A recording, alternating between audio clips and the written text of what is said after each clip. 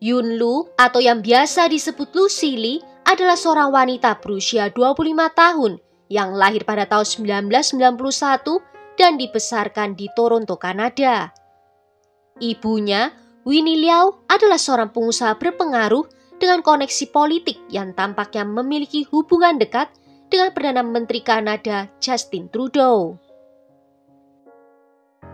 Winnie adalah pimpinan dari Respond International Group yang mengurusi alokasi aset, warisan properti keluarga, dan juga strategi pajak.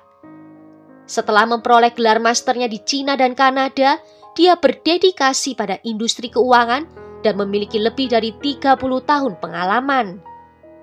Dia juga menyelenggarakan acara amal tahunan dan memiliki hubungan yang kuat dengan politisi lokal dan juga diplomat Cina. Dia memiliki anak kembar 3 dan Lucy adalah salah satunya. Salah seorang saudara perempuan Lucy ikut berkompetisi di kontes kecantikan Miss World Toronto. Mereka bertiga juga sering membagikan foto-foto di media sosial di mana mereka sering berpose dengan pakaian renang. Menurut penggemar mereka, Lucy terlihat menjalani gaya hidup yang sangat nyaman di bawah asuhan ibunya yang sangat kaya raya. Lucy kemudian bertemu dengan seorang pria bernama Oliver Carava yang berasal dari Slovakia dan telah pindah ke Toronto. Pada tahun 2014, Oliver sempat menjadi berita nasional, di mana dia dinyatakan bersalah telah mengemudi di bawah pengaruh alkohol yang menyebabkan kematian. Saat itu Oliver mengemudikan mobilnya dalam keadaan mabuk dengan kecepatan 3 kali melebihi batas kecepatan.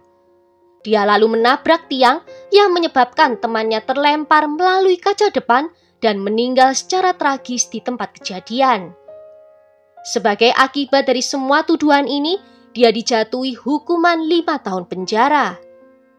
Setelah dibebaskan dari penjara, saat itulah Oliver bertemu dengan Lucy. Saat pandemi, Oliver memutuskan untuk memulai sebuah bisnis, yaitu bisnis memproduksi alat pelindung diri. Namun ada satu masalah, yaitu dia tidak memiliki uang dan disitulah Tyler Pratt datang untuk membantunya. Mereka pertama kali bertemu di tahun 2020. Tyler adalah seorang pria yang kaya raya dan dia tidak menyembunyikan fakta bahwa sebagian besar dari kekayaannya itu diperoleh secara ilegal. Dia tidak malu mengatakan bahwa dia menjual zat-zat terlarang. Tetapi dengan kelahiran anak-anaknya, dia mencari bisnis yang lebih legal dan ingin menjauh dari kegiatan negatif. Sehingga dia berpikir untuk meminjamkan uangnya pada Oliver. Tyler pun menginvestasikan $500,000 dalam bisnisnya Oliver. Tyler adalah seorang ayah dari 2 orang anak. Dia lulus dari Akademi Katolik dan merupakan penggemar berat dari tim hoki. Alasan utama Tyler dan pacarnya yang bernama Jordan Romano pindah ke Vancouver adalah untuk mengerjakan bisnis yang legal. Karena Tyler mulai muak dengan dunia hitam.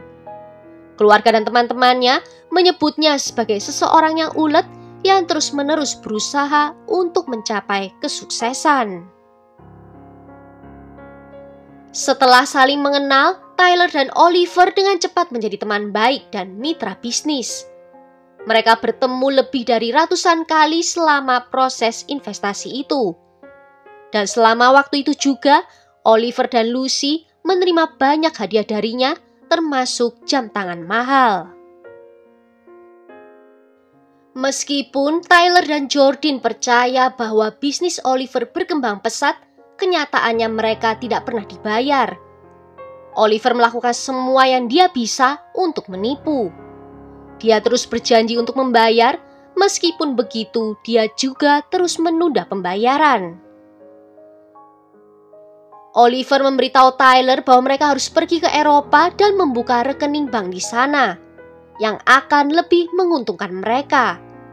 Karena transfer bank di Kanada akan dikenakan pajak yang sangat besar. Namun pada tahun 2021 ada penundaan yang tak berujung karena pembatasan yang diakibatkan oleh pandemi COVID-19. Sebenarnya Tyler tidak pernah mengancam Oliver atas pinjaman uangnya. Namun Oliver dan Lucy mulai merasakan tekanan dan alih-alih menerima situasi itu, mereka memutuskan untuk mengatasi ketegangan dengan menyusun rencana untuk mengakhiri hidup Tyler dan juga Jordyn, sekaligus untuk bisa mengambil uang asuransi jiwa milik dari Jordyn. Lucy dan Oliver kemudian meminta Tyler dan Jordyn untuk datang ke sebuah gudang di Stony Creek, Toronto dengan mengklaim kalau itu adalah tempat yang tepat untuk memperluas bisnis mereka. Oliver membual bahwa dia memiliki beberapa lisensi medis dan itu adalah tempat yang tepat untuk peluang bisnis ganja. Gudang itu diketahui milik dari ibu Lucy sehingga Tyler tidak curiga. Pada kenyataannya, Oliver hanya ingin Tyler berada di lokasi yang sepi untuk bisa menghabisi nyawanya.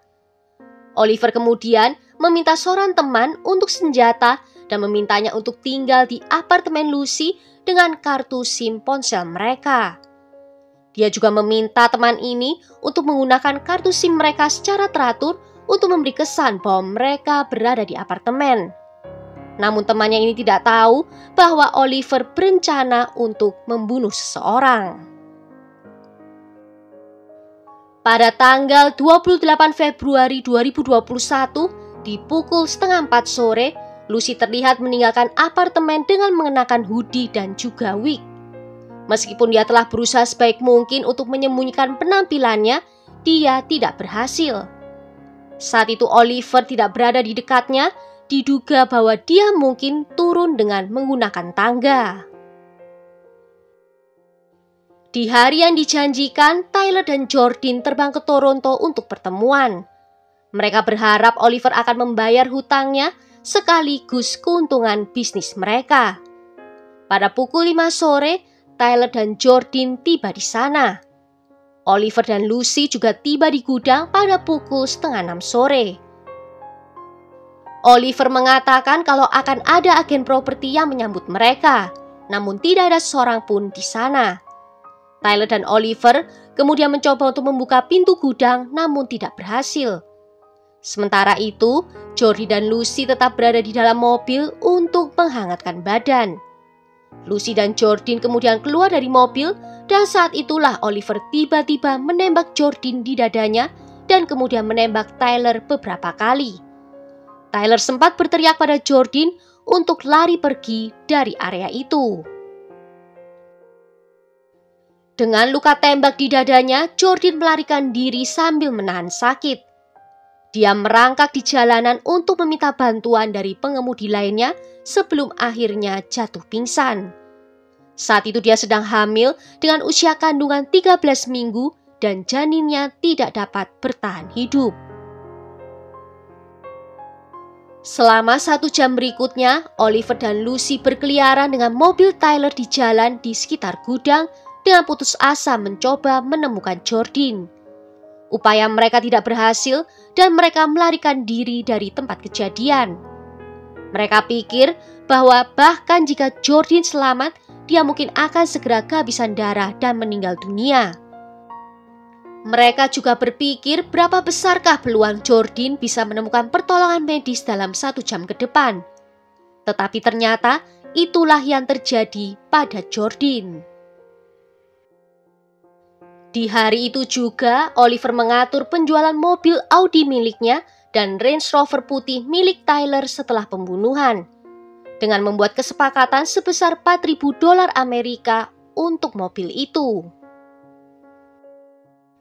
Jordyn mengalami koma selama 3 hari sebelum akhirnya sadar dan bisa mengingat semua apa yang terjadi.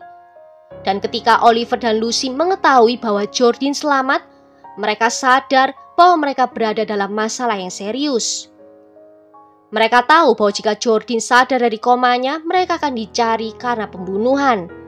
Mereka pun mengambil tindakan drastis dengan melarikan diri dari negara itu. Mereka pun mengemasi barang-barang mereka dan pergi ke pom bensin terdekat di sekitar pukul 3 pagi, di mana mereka menunggu hingga pom bensin buka. Ketika pom bensin buka pada pukul 6 pagi, Lucy masuk ke dalam dan melemparkan kantong sampah hitam ke toilet yang berisi peluru, topi, dan juga wignya. Mereka kemudian memanggil taksi dan di hari itu juga kamera CCTV berhasil menangkap pergerakan Oliver dan Lucy di Bandara Montreal. Polisi telah mengkonfirmasi bahwa kedua tersangka yang terlibat dalam pembunuhan Tyler telah melarikan diri ke luar negeri. Menurut informasi yang diterima, Oliver dan Lucy akan terbang dari Kanada ke Eropa Timur. Polisi yakin bahwa Oliver dan Lucy tahu kalau mereka sedang dicari sehubungan dengan insiden itu, dan mereka sedang bersembunyi. Sayangnya, pihak berwenang terlambat mengetahui rencana pelarian mereka. Oliver dan Lucy berhasil melarikan diri ke Frankfurt, Jerman, dan kemudian melakukan perjalanan ke negara asal Oliver, yaitu Slovakia, di mana mereka bersembunyi di rumah orang tua Oliver. Pada awalnya semuanya berjalan lancar bagi mereka. Tetapi ketika tersiar kabar tentang surat perintah penangkapan yang dikeluarkan terhadap mereka, orang tua Oliver menjadi marah dan menuntut agar mereka segera meninggalkan rumah. Namun ayah Oliver tetap membantu pasangan itu dengan mengirim mereka ke tempat yang aman di Hungaria. Di sanalah Oliver dan Lucy bersembunyi dan menghabiskan beberapa minggu di bawah perlindungan dari kenalan ayahnya. Tetapi ketika mereka berpikir bahwa surat perintah penangkapan internasional telah dicabut, mereka memutuskan untuk mengambil kesempatan dan melakukan perjalanan ke Budapest. Namun mereka segera ditangkap ketika mereka mencoba untuk mendapatkan paspor Kanada palsu. Setelah penangkapan, Oliver dan Lucy dipisahkan dan ditempatkan di sel yang terpisah, dengan pengacara yang terpisah juga. Dan itulah awal dari akhir kisah kedua kekasih ini. Mereka berdua didakwa dengan pembunuhan tingkat pertama terhadap Tyler dan percobaan pembunuhan terhadap Jordan.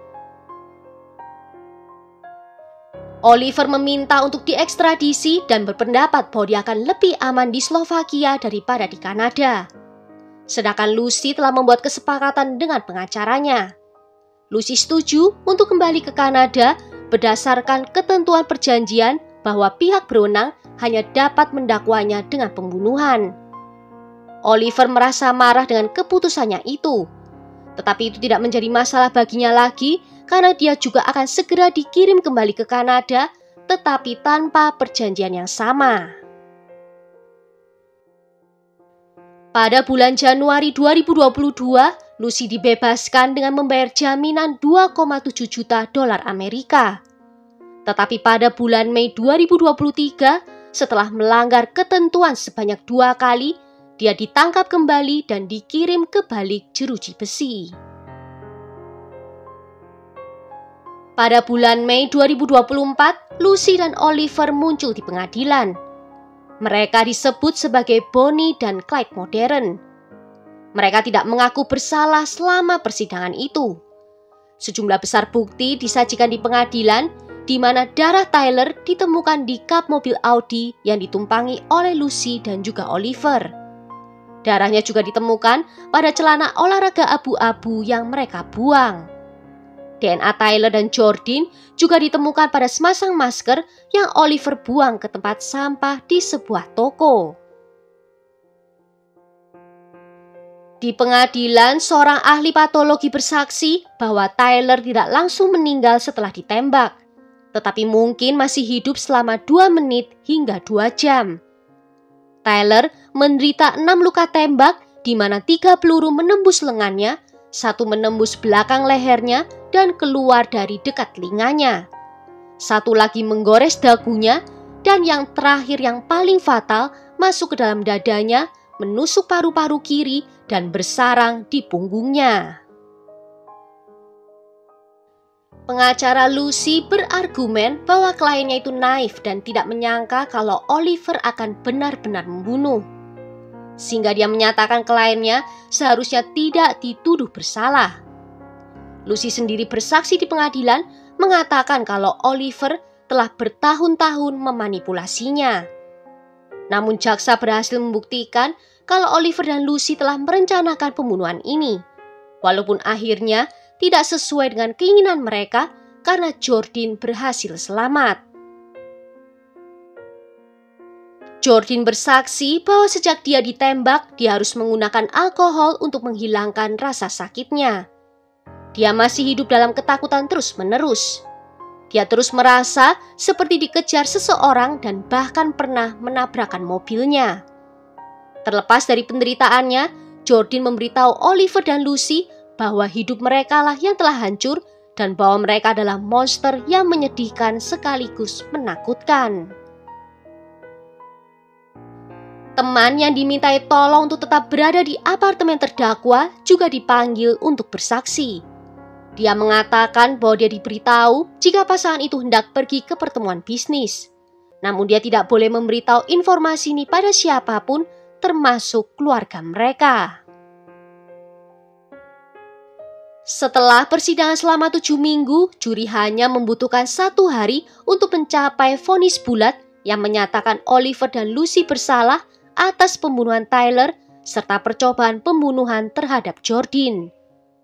Karena kasusnya terjadi di Kanada dan dakwaannya adalah pembunuhan tingkat pertama, Oliver dan Lucy dijatuhi hukuman penjara seumur hidup dengan kemungkinan pembebasan bersyarat setelah 25 tahun. Harapan mereka untuk hidup bebas tidak akan datang sampai tahun 2046. Tepuk tangan riuh langsung memenuhi ruang sidang saat juri menegaskan vonis mereka. Jordin sendiri berteriak mengucapkan selamat tinggal ke arah Lucy saat dia dibawa pergi di bawah penjagaan. Saat itu tidak ada satupun terpidana yang menunjukkan emosi dan mereka lebih memilih untuk tetap diam. Hukuman ini tentu membawa keadilan bagi keluarga Tyler dan orang-orang yang dicintainya. Namun tetap tidak ada yang bisa membawanya kembali setelah kematian yang kejam dan tidak adil itu. Tyler telah merencanakan untuk memperbaiki hidupnya dengan beralih ke praktik bisnis yang lebih legal. Tetapi sayangnya, usahanya itu malah membawanya ke akhir hidupnya. Well, sampai di sini dulu kisah ini. Tulis ya pendapat kalian tentang kasus ini di kolom komentar. Jika ada yang mau request kasus, juga bisa menuliskannya di bawah. Akhir kata terima kasih kalau sudah nonton video ini sampai akhir. Sampai jumpa di video berikutnya. Ciao!